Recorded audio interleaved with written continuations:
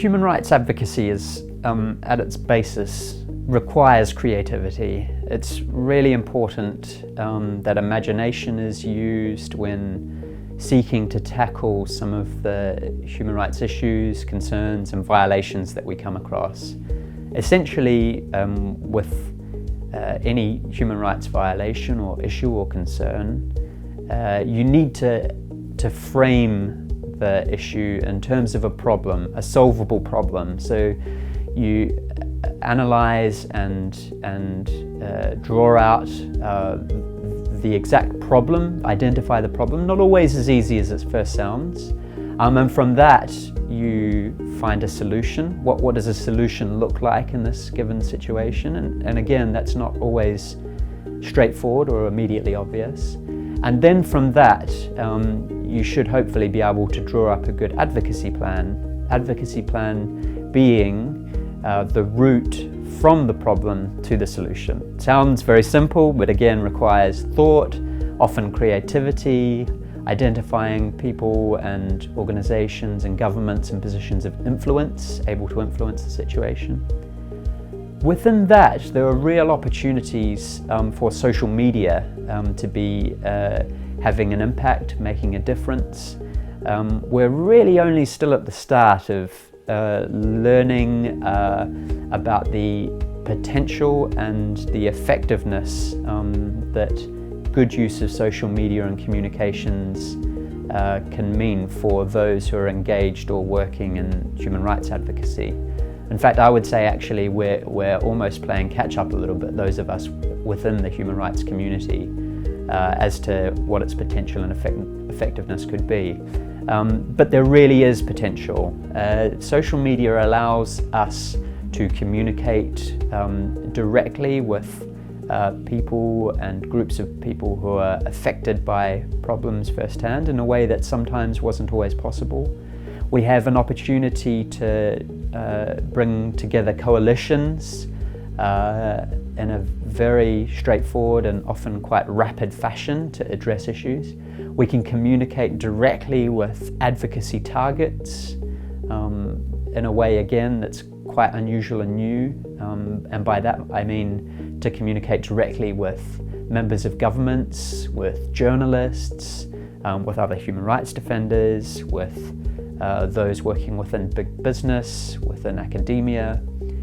And finally, it means that you can take routes towards solving problems and finding solutions to human rights violations that even just a few years ago would have almost been impossible. So there's great scope. There are also challenges, usually relating to the quality of evidence and information, but also to security.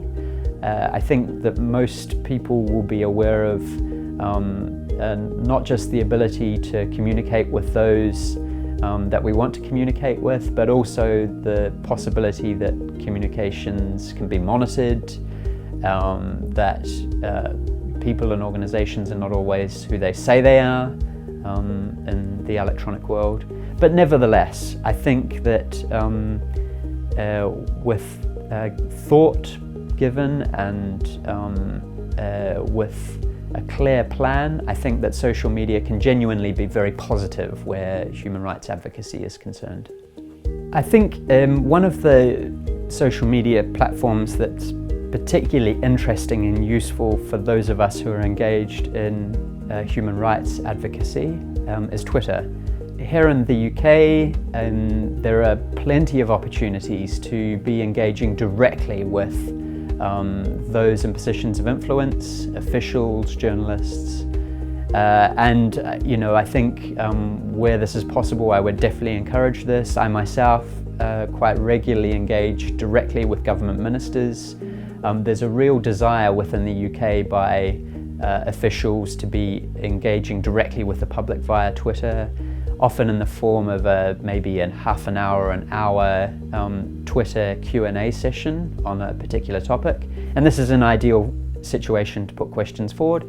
And if you put questions or comments forward in relatively clear, straightforward fashion, you'll often find you'll be responded to. I think, as with any type of communication, I would avoid being rude or unpleasant, but I've found that whenever I've engaged with ministers on Twitter, I've almost always had questions or comments responded to directly. And so I think that this is a really important way of raising some of the issues and concerns that we have with respect to human rights.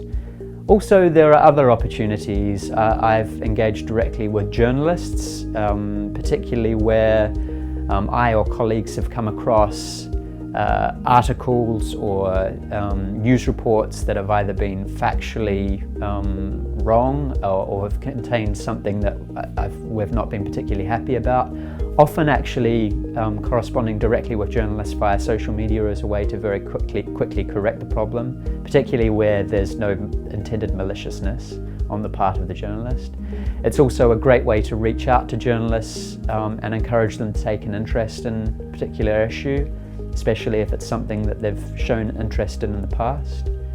And just generally to be able to communicate with officials, heads of state even, members of and officials of governments in other countries. There are real opportunities, and I've found actually that, broadly speaking, my advocacy on social media, and particularly via Twitter, has been really helpful and effective, and so I would encourage it in that light. In terms of trolling on social media, I think it's important just to use common sense. I think where negative attention, where nasty derogatory comments are being made, I think generally just I think it's entirely appropriate and usually possible just to ignore. I think in some circumstances this can be really quite negative, and I think there's maybe potential to reach out to either the social media platform that's being used, or where there's a feeling that maybe the law has been broken, to reach out to the right officials and to make a complaint. I think that's always a possibility as well. But broadly speaking, I think it's important just to use common sense. I know on a few occasions I've had interactions with people and with organizations, often interestingly faceless or with an identity that isn't entirely clear. And in some situations I felt it's important to respond and to clarify, but broadly speaking, it's enough simply to ignore. I think often trolling via social media and over the internet is about attention seeking, and when attention is not given, usually you'll find that those who are trolling will move away.